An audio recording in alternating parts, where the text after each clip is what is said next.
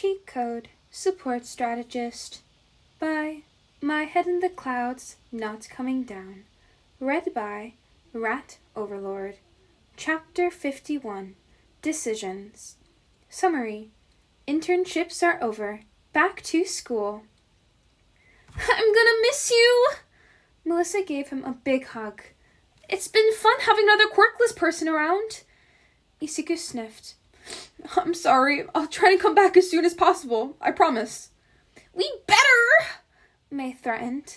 I'm ruined for any lesser labs. How am I going to survive without a microplasm fusion printer? Dr. Shield held back a smile. You could always make your own. A wide grin spread across her face. I like the way you think! Isuku wiped his tears away and shook his head. You know that power loader is gonna hate you for that, right? Nah, old Ironclaws will be fine. Dr. Shield said. He secretly likes the chaotic ones. He just likes to complain to hide how proud he is. An automated voice echoed through the airport. Last boarding for Tokyo. Last boarding for Tokyo. Isuku sighed. Do we really have to go? Yes, Melissa laughed. You have to run field tests with Uravity and tell us how she likes the earrings, remember? Oh, right! May grabbed Isuku's hand and started dragging him away. Come on, Isukun! The sooner we get on the plane, the sooner we can get back to testing our babies! I don't think that's exactly how it works, Mei-chan. Isuku chuckled. He turned as best as he could to wave goodbye to the shields. Bye! We'll be back! Hey, Shindig, do you know why they wanted us to come straight to school? Ochako asked. I mean, doesn't it make more sense to just drop off our stuff at home first? Hitoshi shrugged. I think it's timing. For me, my adults are already at work, but you don't live with your parents, so I don't know why they'd have you tag along with me. Ochako sighed. Well, it would be a lot more annoying if I couldn't make our bags weightless. Do you think they'll let us leave them in the office? I'm sure they will. Hitoshi nodded. But if not, then my kidnappers can probably stash them in the tunnels for us, so it's not a big deal. Ochako rolled her eyes. You're forgetting that I don't know how to get into those. You don't have to. Hitoshi gave her a mischievous look. All you have to do is focus on the right person and you'll pop right in. Ochako shook her head, but couldn't hold back a smile. Their nightly games of hide-and-seek had become the highlight of their internship, and Gunhead had gotten them all mochi last night to celebrate Ochako finally getting into the same room as him. Sure, that room had been the training room, which was the largest room in the agency, but she'd done it! Next, she might even be able to stop teleporting randomly without Hitoshi's help. Aizawa and Mike met them at the door, and Mike lit up as soon as he saw them coming. Hey, little listeners! We're glad to see you're okay! We were a little worried there for a moment. Uraraka, give your bags to Shinso. Aizawa ordered. You can put them in Midoriya's workroom for now, or the teacher's lounge. I don't care. Hizashi'll help you. Now, hurry up. Everyone's waiting for us. Everyone? Uraraka left her bags floating and hurried to catch up with Aizawa, who was already striding down the hall. What's going on? Aizawa raised an eyebrow. You really thought that you could disappear for half a day and not get a call home to your parents? We're having a parent-teacher conference. Ochako's eyes widened. Mom and Dad are? She felt gravity shift and was suddenly down the hall from the principal's office. Here? She grinned and started running forward, only to stop. Was she supposed to wait for Aizawa? That would make sense, but then again, they knew that she could teleport, and so it wouldn't be a surprise that she'd gotten there faster. The decision was made for her when Netsu opened the door invitingly. It looked like they were expecting her. She ran straight into her dad's arms. Dad! What are you doing here? Dad kissed the top of her head. I just needed to make sure that you're all right with my own two eyes, Ochako. You really gave us quite the scare. Sorry. Ochako smiled sheepishly. My quirk kinda... They are all aware of the changes to your quirk, Netsu piped up.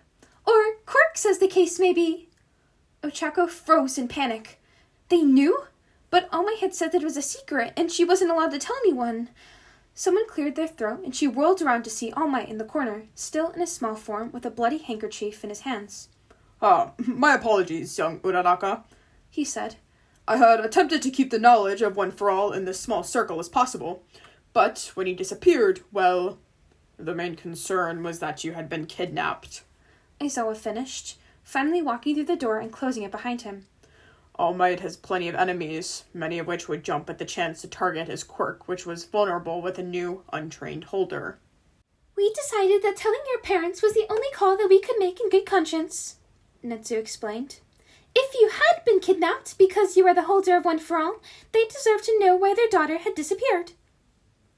We deserve to know before the decision was made, Mom said sternly. Ochako is a teenager. You can't seriously expect her to make such a big decision without ever even being allowed to talk to anyone else about it. All Might hung his head. I see that now. And, once again, I apologize to both you and young Uraraka for putting her in that position.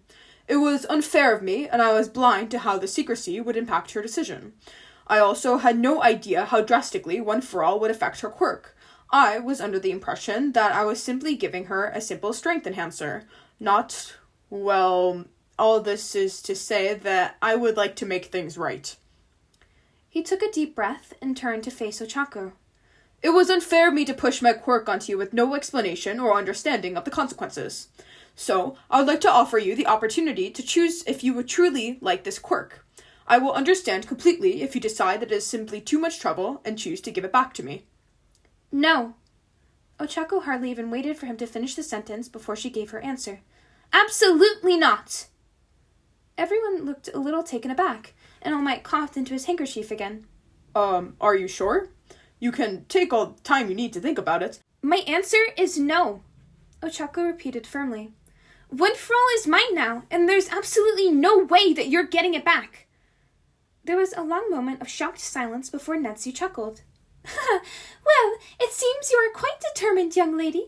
Would you mind giving us an explanation for your decision? I didn't want this quirk, Ochako answered plainly. But then it gave me a challenge, and if I can't rise to that, then I don't want to call myself a hero. Forgive my language, but I've worked too damn hard to throw in the towel now. I'm going to make this quirk my bitch and use it to save as many people as humanly possible, and then I'm going to move back home with my parents and save on rent by teleporting to school, and you can't stop me.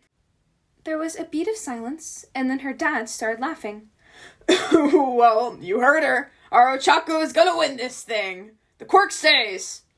How long do you think it'll be before you move home? Mom asked. Oh, honey, we've been using her room as an extra office. Where are we going to put everything? I'm sure you'll figure it all out, Netsu said with a smile. And please, let us know if there's anything that we can do to help you with this transition.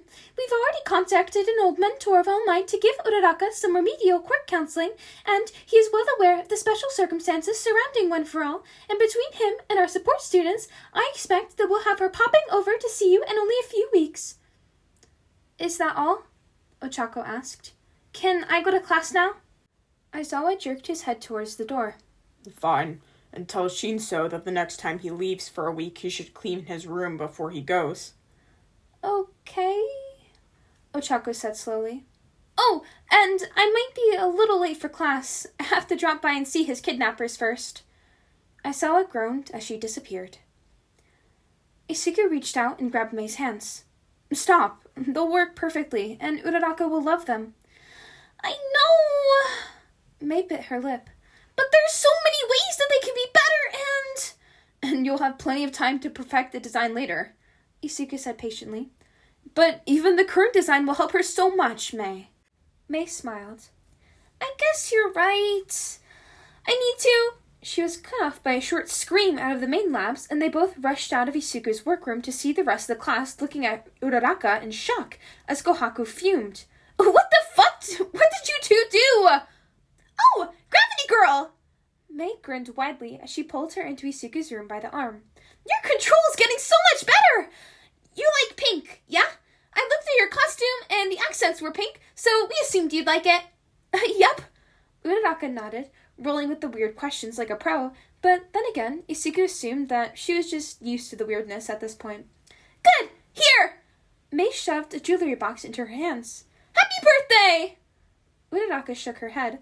It's still not my birthday, but these are tracking earrings, right? Whoa! Are they moving? Yep, Isuku said. be careful. Melissa suggested using gyroscopes, so yeah.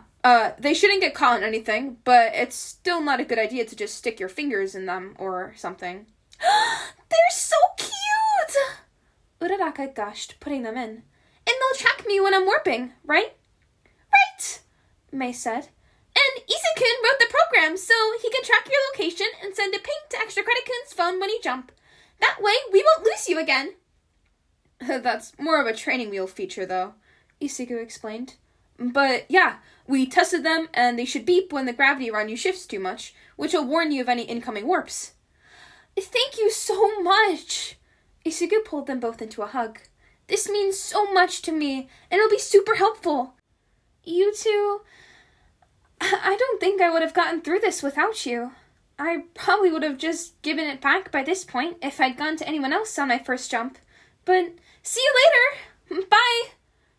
There was a quiet chirping sound, and there was a brief light that surrounded her like an aurora before she disappeared, probably using Shinso as an anchor again. Isuku frowned and turned to May. What did she mean by give it back? Hitoshi held back a smile as Ochako ran into the room 2 seconds before the bell. Mina immediately abandoned her attempts at interrogating him and ran over to her, only for Aizawa to banish them all to their seats before she could even get a word out. Mina pouted and shot a glare at Hitoshi, who just shrugged unapologetically.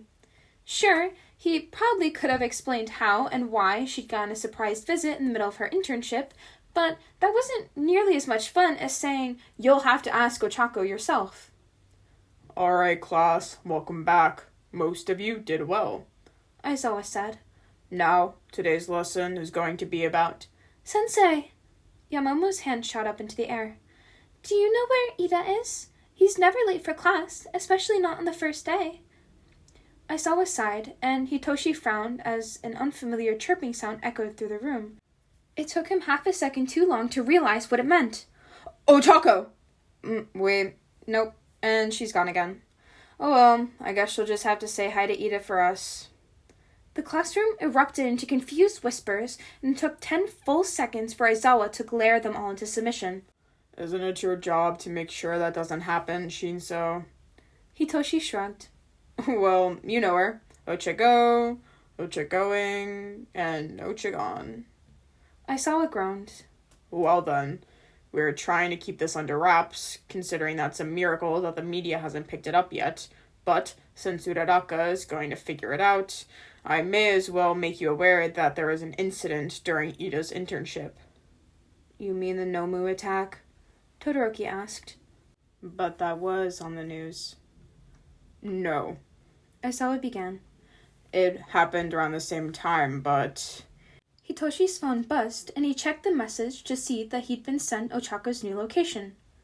Wait, where is... Ida's in the hospital?! Aizawa sighed. And that, students, is why today's lesson is going to be on the dangers of vigilantism. How in the world had Ida ended up in the hospital? Ochako tried to look like she knew where she was going as she tried to figure out what room he was in. He had to be here somewhere, right? But at least for now, she could tell Yamamomo why he wasn't in class. Being in the hospital did kind of come with a free late pass. Hey, shouldn't you be in school? A guy in a wheelchair called out to her. I mean, UA started again today, right? Ochako nodded. Oh, don't worry. My teacher knows where I am. Or at least he should be able to figure it out. I'm actually here visiting a friend, but, okay, this is silly, but I kind of forgot the room number. Do you know if there are any nurses around who would know? The nurse's station is just around the corner, but I've been here long enough that I might be able to help. The guy smiled, the movement making his bandages shift slightly. I'm Tensei Ida. Who are you looking for? Tensei Ida? Ochako sighed in relief. Oh, you might be the perfect person to ask then. I'm looking for my classmate, Tenya Ida. Are you two related? Tensei's face fell. He's my brother. You didn't call ahead, did you? No, not really, no. Ochako grimaced. Coming here was kinda impulsive. Well, I'm sorry, but you just missed him. Tensei said kindly. The doctors just took him back for surgery about half an hour ago. Surgery? Ochako's eyes widened. What happened? Tensei looked at her in confusion. You don't know? Ochako took a second to think of a better excuse than, I only know something's wrong because I can't control my quirk. Aizawa told us that he's in the hospital, but he didn't give us any details, so... Tensei stared at the floor. It's my fault. If I hadn't been so weak and gotten hurt. I'm sure Ida doesn't blame you, Ochako assured him. Tensei smiled sadly. Thanks, but I don't think that matters much. Tenya, well, I guess he wanted revenge. He went after the hero killer. Ochako didn't know what to say. The hero killer? Honestly, he was lucky to only be in surgery and not in a box. Oh. Yeah. Tensei gave a small chuckle. He was lucky to escape alive, but the hero killer did target a lot of major arteries, mostly in his arm and shoulder. The paramedics were able to save his life, but, well, he was never going to be able to use that arm again. Ochako panicked, reaching out to Ida again with her quirk. Maybe she could jump close enough to the operating room she could... Well, she didn't know what she'd do, but it didn't matter, because no matter how hard she looked for it, Ida's familiar gravity signature was gone. Tensei was grim. We had to make the decision to amputate. Howdy, y'all. I hope you enjoyed listening, as I always love making these. And if you did, feel free to leave a like or comment down below, because I love hearing from you guys. And make sure to subscribe so you can stay up to date with whenever I post. And here's your little daily reminder to hydrate, not dihydrate, and to love yourself.